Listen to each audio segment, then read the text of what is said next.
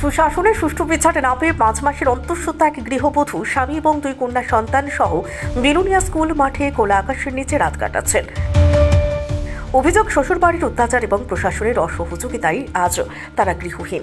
প্রশাসনের কাছে বিচার চেয়ে পৌঁছেছিলেন বিলুনিয়া মহিলা থানায়, কিন্তু অভিযোগ, তেলের টাকা না দিলে নাকি ঘটনাস্থলে যাওয়া যাবে না বলে সাফ জানিয়ে দেন মহিলা থানার ওসি। সভাপতি প্রশ্ন দেখা দিচ্ছে, মহিলা থানা কি এখন তাহলে টাকা নিয়ে কাজ করে? প্রশ্ন উঠছে রাজ্যের নারী সুরক্ষা নিয়ে।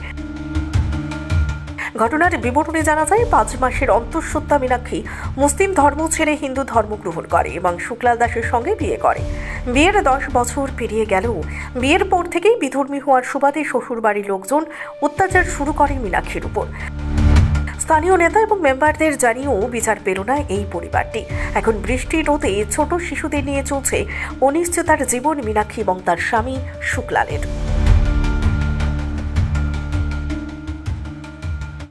আমার স্বামীরে লইয়া আমার কাছে মাঠেতে বাস করে আমার বাড়ির ঢুকতে আমার দেওই না, হেরা দেয় না আমার।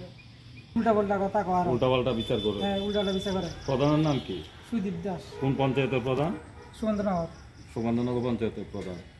আচ্ছা, হ্যাঁ, এরপরে আজকে কতদিন এইখানে? আজকে এখানে আসছে 7 দিন। বাড়ি থেকে বাইর করে দিছে? বাইর করে দিছে। কে বাইর করে দিছে? আমার মা, এতনে আমার বাপে, এরপরে আমার ভাই। বাবার নাম কি? শশীন্দ্র দাস। হ্যাঁ, এরপরে এরপরে আমার টিটন দাস, আমার ভাই, ছোট ভাই। এরপর কুট্টি দাস, আমার ভাইয়ের বউ। এরপরে শুক্লানী দাস, আমার বোন।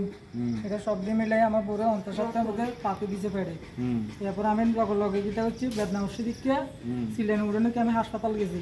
হাসপাতাল যাওয়ার পরে ডাক্তারে কিতা হয়েছে, এটা তখন তো প্রেগনেন্ট অবস্থা, এটা আমরা পরীক্ষা করা দিব আর তুমি আমার ভর্তি লেখা দিছি, তার ভর্তি থাকতে দিব। তারপরে কইছে যে ডাক্তার, তুমি কেস করছিলে?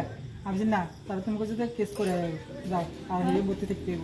তারপরে ভর্তি আছে লোক। কেস করছো? কেস করছি। হ্যাঁ, কোন পুলিশে, কোন থানাতে কেস করছো? মহিলা থানা।